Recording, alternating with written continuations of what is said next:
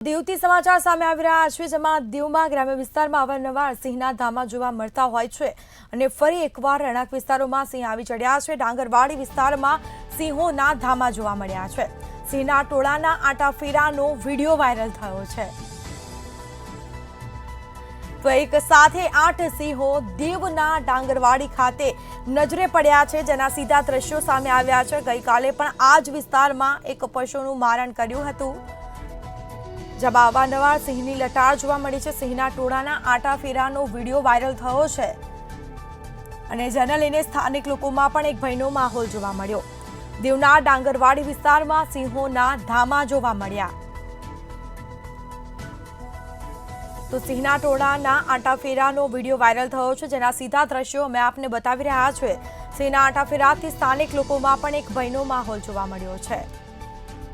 તો ગઈકાલે પણ આ જ વિસ્તારમાં એક પશુનું મારણ કરવામાં આવ્યું હતું। ફરીથી સિંહો છે તે ગ્રામ્ય વિસ્તારમાં આવી ચડતા હોય છે, રહેણાંક વિસ્તારમાં ખોરાકની શોધમાં આવી ચડતા હોય છે, પરંતુ સ્થાનિક લોકોમાં એક ભયનો માહોલ જોવા મળ્યો છે।